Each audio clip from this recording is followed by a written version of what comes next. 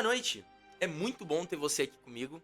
E pra você que tá meio perdido e que não sabe o que a gente vai fazer aqui nesse canal, dá uma voltadinha na intro, o vídeo tá muito bom e vai te ajudar a tirar as maiores dúvidas sobre como a gente vai fazer aqui. Prazer mais uma vez a todos, meu nome é Bruno, eu tenho 20 anos, moro na capital de São Paulo, sou estudante de economia, vulgo ciências econômicas e sou investidor na Bolsa de Valores brasileira há 6 anos e tô aqui justamente para ensinar para vocês como investir na bolsa, para que todos vejam que não é um bicho de 7 cabeças e que vale muito a pena começar hoje a investir o seu dinheiro. Gente, eu acabei percebendo no vídeo que eu tava gravando hoje, que hoje sairia o vídeo onde seria a nossa primeira aplicação na bolsa, onde vocês veriam que de fato investir não é tão difícil, não é esse monstro que as pessoas falam e na verdade é bem simples. Só que tinha muito conteúdo e eu vi que assuntos iam ficar muito distantes um do outro e poderia atrapalhar no entendimento de vocês. Então, só para deixar um aviso claro de que o próximo vídeo talvez vá ser um pouco maior do que o esperado, mas ainda assim aguardem esse vídeo porque de longe ele é um dos mais importantes que a gente vai ter aqui, pelo menos de início aqui nesse canal. Tudo bem? Então hoje eu vim passar a teoria na base para vocês, tudo o que vocês precisam saber, ou quase tudo o que vocês precisam saber a respeito da Bolsa de Valores AB3. Por quê? Porque tem muita gente que fala, nossa, eu sempre quis investir, mas eu não sei o que é isso.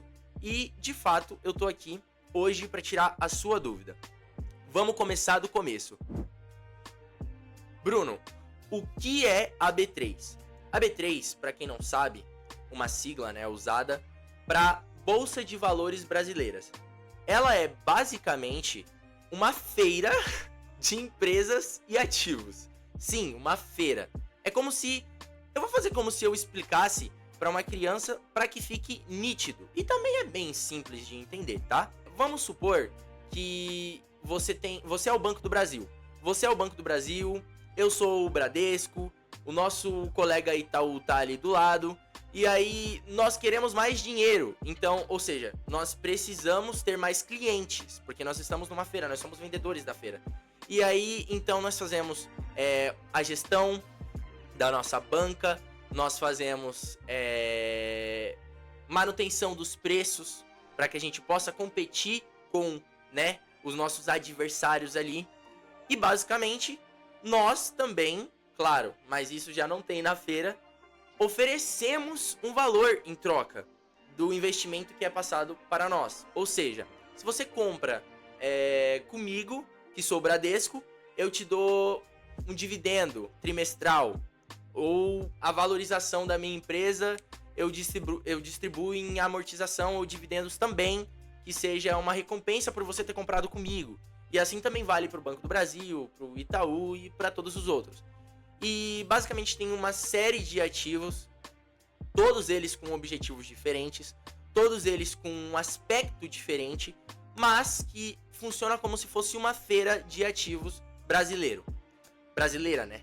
Então, levando em conta isso, agora que você já tem um pouco fresca a ideia do que é a Bolsa de Valores, vamos começar com os segmentos que a Bolsa de Valores tem. E, de longe, o mais famoso delas é o que é querido pela maioria das pessoas, porque faz as pessoas realmente atingirem a liberdade financeira, os fundos imobiliários. Então, vamos entrar na explicação dos fundos imobiliários. Os fundos imobiliários são, basicamente, setores distintos, por mais que não se pareça, de, basicamente, um imóvel, ok? Então nós temos dois tipos principais dos fundos imobiliários, que são, primeiramente, e os mais famosos, os fundos de tijolo. Os fundos de tijolo, basicamente, investem o dinheiro deles em imóvel físico, como shoppings, galpões logísticos, hospitais, prédios corporativos, e eles se baseiam mais exatamente nisso, na questão palpável, naquilo que se pode ver. Então eu vejo um prédio, tem aqui um prédio, o fundo imobiliário de tijolo muito provavelmente vai investir o ativo dele comprando uma parte desse prédio, ou comprando o prédio inteiro, ou se o prédio já for do fundo, alugando as salas desse prédio para outras empresas que vão pagar aluguel a eles, e esse aluguel é distribuído entre os seus cotistas. Então, os fundos imobiliários de tijolo, eles compram coisas palpáveis, literalmente o nome já diz, né? Coisas de tijolo, e com o aluguel pago por esses inquilinos, eles distribuem rendimento mensal, alguns, a grande maioria, e outros trimestrais para os seus cotistas, ok? Esses fundos imobiliários de tijolo, a ação deles na bolsa é extremamente interessante e é extremamente importante, porque eles são fundos que eles tendem a ser mais estável, então eles não são tão sobe e desce, não são tão voláteis, e eles também são mais rentáveis a longo prazo, porque a longo prazo o imóvel valoriza, certo? Então se eles investem em imóvel, consequentemente o valor que eles têm aumenta. Mas ele tem um problema. Caso ele tenha um prédio, ou caso ele compre parte de um shopping ou um hospital e as pessoas não vão a este hospital, ou não tenha inquilinos nesse prédio, não tem alguém que pague aluguel, eles tendem a desvalorizar e, nos piores casos, alguns desses fundos infelizmente não distribuem dividendos para os seus cotistas. E aí, partindo para aquele que sinceramente eu mais gosto, não é o mais famoso entre os investidores, na verdade minto, talvez seja o mais famoso entre os investidores, mas não é o mais famoso tecnicamente falando. Na bolsa nós vamos ter exemplos de fundos de tijolo incrivelmente mais recomendados do que fundos de papel, que são mais variáveis, e agora vamos falar deles. Fundos de papel. Os fundos de papel, eles investem em títulos ligados ao setor imobiliário, como CRIs, que são os certificados de recebíveis imobiliários, ou em dívidas do setor imobiliário. E com os juros dessas dívidas e a amortização dos papéis, como as CRIs, eles usam para pagar os seus cotistas e também lucrar como fundo na bolsa. Lembrando que os fundos de papel são um pouco mais voláteis, então eles têm uma ligação direta da taxa de juros, da taxa Selic, sobre eles. Então, eles são consideravelmente mais voláteis e eles também dependem da taxa básica de juros brasileira, a taxa Selic. Agora, vamos partir para uma parte que é bem famosa, as ações. As ações são um ativo que muitos dos investidores que estão na bolsa adoram, são apaixonados por ela. Eu particularmente também sou, porque as ações elas têm um potencial absurdo. Eu acho que você já ouviu essas histórias de alguém que investiu em algo e aí explodiu e da noite pro dia ficou milionário. As ações têm esse potencial. Por exemplo, a Amazon, quando o Jeff Bezos não era tão rico. Se ele tivesse uma ação da empresa dele na bolsa, custaria $10. Mas só que hoje é uma empresa que vale bilhões, talvez trilhões, então as ações consequentemente explodiram. Então, são as ações que elas têm esse potencial de realmente criar pessoas milionárias. E a longo prazo, as ações também te dão uma estabilidade financeira, porque as empresas elas se valorizam, as empresas tendem a se valorizar. Se você souber escolher boas empresas, analisar as empresas que você escolhe e saber escolher como você vai investir fazendo uma estratégia, as ações com certeza vão estar na sua carteira e as ações com certeza vão desempenhar um papel muito importante na sua carteira. Bruno, mas o que é uma ação? A ação representa a fração de uma porcentagem da empresa. Então vamos supor que eu compre uma ação do McDonald's. Eu me torno dono de uma fração do McDonald's. Sim, eu me torno dono do McDonald's. Toda vez que o McDonald's lucrar, toda vez que o McDonald's, alguém for lá e comprar um lanche, eu também vou estar ganhando com isso, porque de certa forma eu sou o dono dessa empresa. Ou pelo menos uma fração dela, claro. E isso faz com que eu receba lucro tanto na valorização. Então vamos supor que em 2024 o McDonald's valia 244 milhões de dólares, só que agora em 2025 ele vale 450 milhões de dólares. Ele duplicou o valor. Então, basicamente, se eu tivesse investido 100 milhões de dólares, quando ele custava 274 milhões de dólares, sendo duplicado o valor, eu teria 200 milhões de dólares. Só um exemplo básico e bem ilógico, tá? Porque a gente teria que fazer mais conta para ter esse valor mais aproximado. Mas como eu quero que fique mais simples, eu vou dar só essa explicação de início. Então, basicamente, as ações são isso. O risco da ação é consideravelmente maior do que na renda fixa, mas só que o potencial de retorno de uma ação é grotescamente também maior do que os da renda fixa, ok? Agora, já falando dela, vamos partir para renda fixa. A renda fixa são investimentos que as regras de remuneração são definidas no momento da aplicação. Bruno, como assim? Por exemplo, se eu tenho um fundo imobiliário de papel, esse fundo imobiliário de papel pode valorizar e talvez me pague mais dividendo, o que seria uma porcentagem maior em relação a quanto eu estou recebendo. Só que, se esse fundo imobiliário desvalorizar, eu não ganho talvez esse valor, mas talvez eu também não perca nada. Ou se ele se desvalorizar, talvez eu ganhe menos. Agora, a renda fixa não. A renda fixa é o lugar onde você coloca seu dinheiro que sempre que você for ver, você vai ter mais do que você colocou.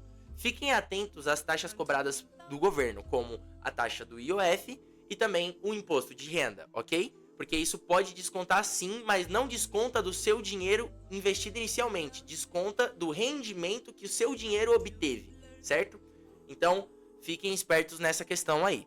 Mas a renda fixa é o lugar onde você vai colocar o seu dinheiro, vai ter menor volatilidade, né? Todo investimento tem um risco, isso é interessante de ser dito aqui. E vai te garantir basicamente uma porcentagem de juros nesse seu ativo inicial ou recorrente, que vai fazer com que seus ativos subam gradualmente, tudo bem? E lembrando, só dando um tópico nessa questão de que todas as ações possuem um risco, e mesmo renda fixa. Porque, na verdade, investir sempre vai possuir um risco. Por exemplo, se você investe na renda fixa, o risco da renda fixa é que se o Brasil ou o Banco do Brasil, entre aspas, né? O Ministério da Fazenda falir, a sua renda fixa vai junto, né? Agora, tem os riscos, por exemplo, do fundo imobiliário, que se seu fundo falir ou se, enfim, a ação, a empresa quebrar, você também vai perder seu dinheiro. Então estejam atentos aos ativos que vocês escolhem para colocar na sua carteira, ok? A renda fixa tem uma taxa de porcentagem muito boa que vai sempre seguir a mesma métrica e ela sempre vai acompanhar a taxa Selic, que é a taxa básica de juros do Brasil. Hoje a taxa Selic está acima de 12%, acima de 14%, acredito eu. Então, basicamente, se você tem 100 mil reais investido, dando um exemplo, ele vai render 14%.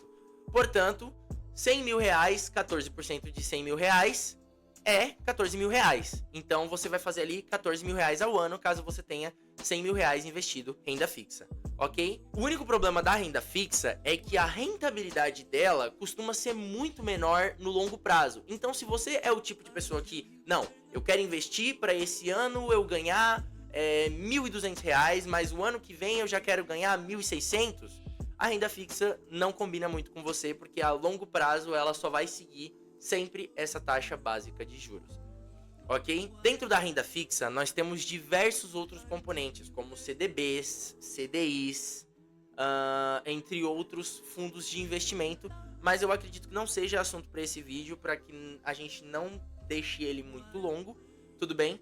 Mas a gente vai abordar sim vídeos específicos, tanto de renda fixa quanto de renda variável, mas essa foi a explicação básica, o famoso arroz e feijão que eu vim trazer para vocês, para que nos próximos vídeos vocês não fiquem tão confusos em relação a o que é isso, mas o que é aquilo.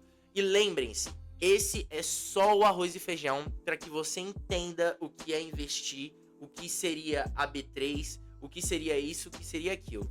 Nós teremos vídeos específicos de fundos específicos, sejam eles de papel, sejam eles de tijolo, sejam vídeos de ações específicas. empresas específicas, CDB, CDIs, LCIs, LCAs, qualquer um deles, ok? Esse é só um vídeo mais arroz e feijão, porque eu percebi que no primeiro vídeo muita gente acabou me mandando um feedback muito positivo, mas acabou falando, nossa, mas eu realmente sou extremamente leigo nesse assunto. Então, eu vou fazer mais vídeos como esse, para que à medida que eu invisto e aplico meu dinheiro, para que vocês vejam como funciona literalmente na prática, eu não vou abrir só uma listinha no Excel aqui para vocês e falar, olha, é isso, isso, isso, e paga tanto, tanto, tanto. Não, eu vou pegar meu dinheiro e colocar lá, porque eu acho que isso é o que tá faltando, né, aqui. Então, dito isso, eu vou fazer esse trabalho aqui com vocês, mas eu quero também que vocês entendam sobre os assuntos em específico. Então, basicamente é isso. Eu agradeço por vocês terem visto mais esse vídeo. Se você curtiu esse vídeo, dá um like. Se você não curtiu, dá o dislike também. O importante é você me passar o feedback. Comenta lá embaixo, porque eu leio todos os comentários e eu sempre gosto de fazer uns ajustes. Deem sugestões, ok?